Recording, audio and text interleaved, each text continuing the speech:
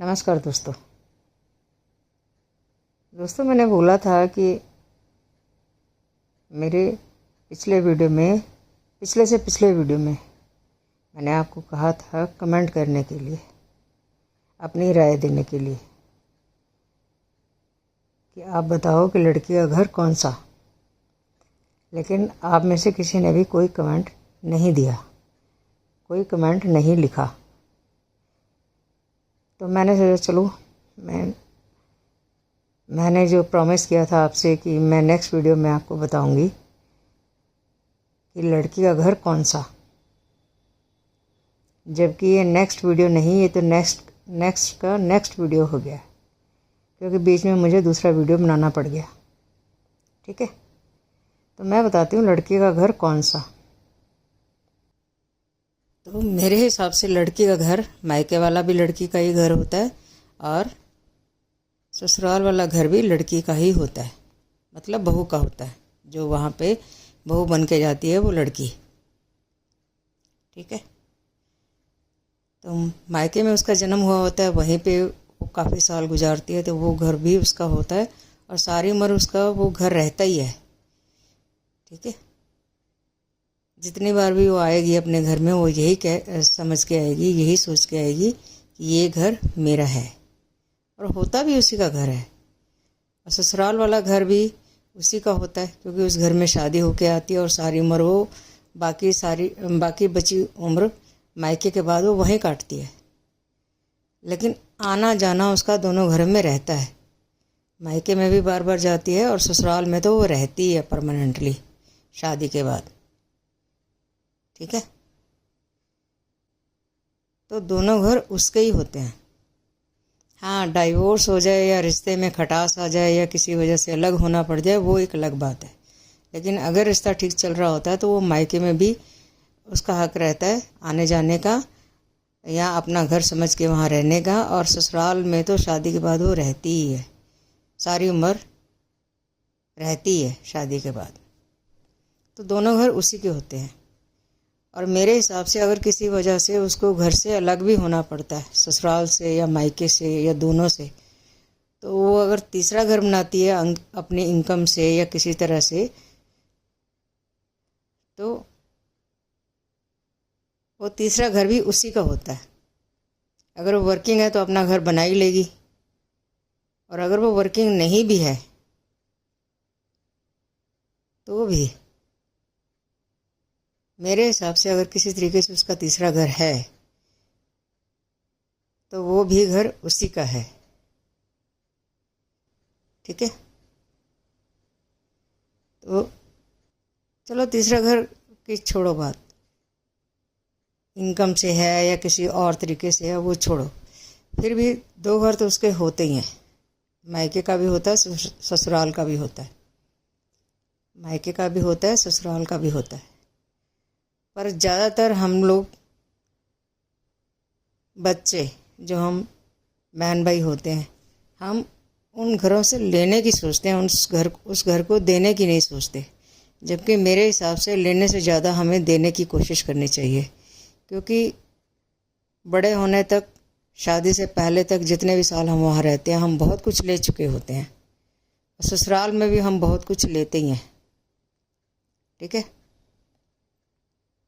तो मेरे हिसाब से अगर लेने का लोग सोचते हैं तो देने का भी सोचना चाहिए। लेकिन ज़्यादातर लोगों में मैंने यही देखा है, लड़कियां हैं चाहे लड़के हैं, लेने का ही सोचते हैं, देने का नहीं सोचते।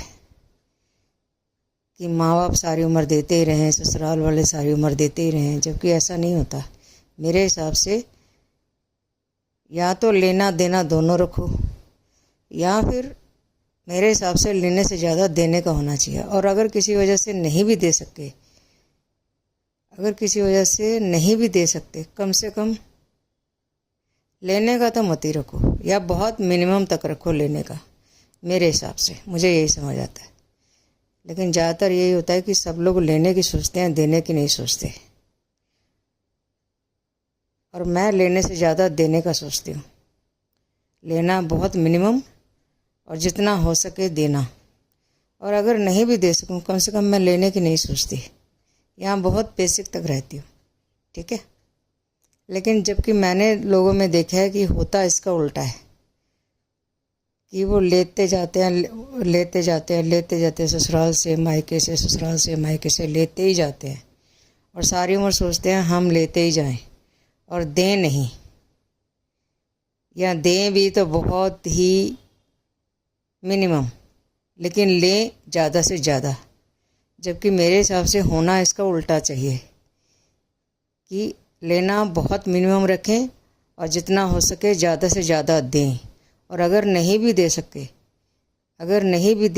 नहीं भी दे सकते, कम से कम लेने का तो बहुत ही कम पे रखना चाहिए, जितना बहुत ज़रूरी हो, जितना मिनिमम रिक्वायरमेंट हो। मेरे हिसाब से मुझे यही समझ आता है, क्योंकि मैं तो लाइफ में यही काम करती हूँ और मुझे यही ठीक लगता है। ठीक है, तो मेरे हिसाब से लड़की का घर मायके वाला भी लड़की का ही होता है, ससुराल वाला भी लड़की का ही होता है, मतलब बहू का होता है, जहाँ वो शादी करके जाती है। तो मेरे हिसाब से अगर प्रॉपर्टी का पहले तो आप सोचो ही मत कि आपने उनकी प्रॉपर्टी लेनी है, लेकिन अगर कहीं आपके दिमाग में आता भी है तो फिर जिम्मेवारियां भी आप संभालो। लेकिन मैंने देखा है होता इसका ठीक उल्टा है कि जिम्मेवारियां कोई नहीं लेना चाहता, प्रॉपर्टी, पैसा, सोना, ज़मीन जायदाद सब लेना चाहते हैं, जबकि ऐसा नहीं होना चाहिए मेरे हिसाब से, क्योंकि चीज़ है ही ये गलत, ये चीज़ है ही गलत, क्योंकि ये चीज़ है ही गलत, ये नहीं होना चाहिए। ज़िंदगी में सिर्फ पैसा, सोना, ज़मीन जायदाद ही नहीं होती, ज़िंदगी इन चीज़ों से ऊपर होती है। लेकिन लोग पैसे के लिए, सोने के लिए, मकान के लिए, प्रॉपर्टी के लिए, ज़मीन जायदाद के लिए पता नहीं कहाँ कहाँ तक गिर जाते हैं। ये सब की मेरे हिसाब से ज़रूरत ही नहीं होती, और एक्चुअली होती भी नहीं है। जिम्मेवारियां निभा सकते हो निभाओ, नहीं निभा सकते कम से कम दूसरों की प्रॉपर्टी पे, सोने पे, पैसे पे तो नज़र बिल्कुल मत रखो, ज़मीन जायदाद पे नज़र बिल्कुल मत रखो। नहीं ज़रूरत होती इन सब की मेरे हिसाब से लाइफ में। लाइफ इनसे ऊपर की चीज़ है। दूसरे की प्रॉपर्टी पे क्यों नज़र रखनी, दूसरे की चीज़ों पे क्यों नज़र रखनी है नज़र तो अपनी प्रॉपर्टी, अपनी चीज़ों पे रखो,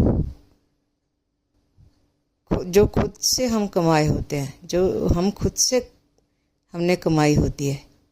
और अगर खुद से नहीं कमाई, कम से कम दूसरों की प्रॉपर्टी पे तो बिल्कुल नज़र मत रखो, बिल्कुल भी नज़र मत रखो दूसरों की चीज़ों पर, दूसरों की प्रॉपर्टी पर, दूसरों के पैसे पर, दूसरों के सोने पर, दूसरे की किसी भी चीज़ पे। किसी की हेल्प कर सकते हो करो, नहीं कर सकते कम से कम, नहीं कर सकते कम से कम दूसरों से हेल्प मांगो नहीं। कोशिश करो, हेल्प मांगनी है तो अपने से मांगो, प्रॉपर्टी मांगनी है तो अपने से मांगो, कुछ अच्छा करना है तो अपने से उम्मीद रखो, दूसरों से नहीं।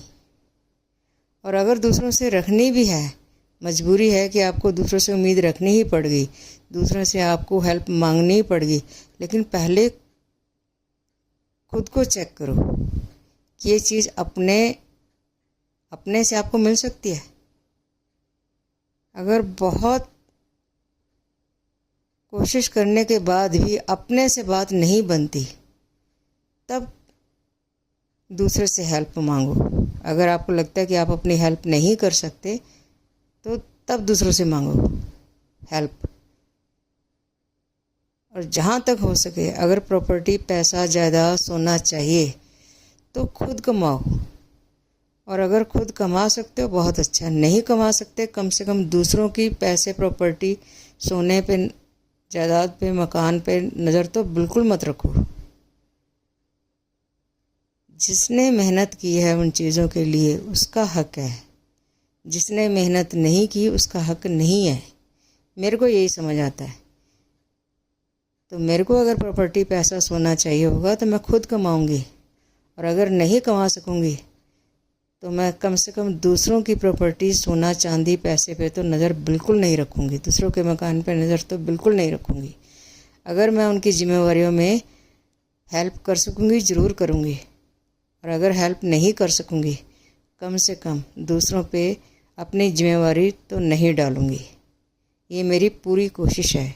कम से कम मैं दूसरों पे बोझ ना बनूँ, मैं दूसरों से हेल्प ना मांगूँ, मैं दूसरों से प्रॉपर्टी, पैसा, जायदाद, सोना लेने की उम्मीद ना रखूं।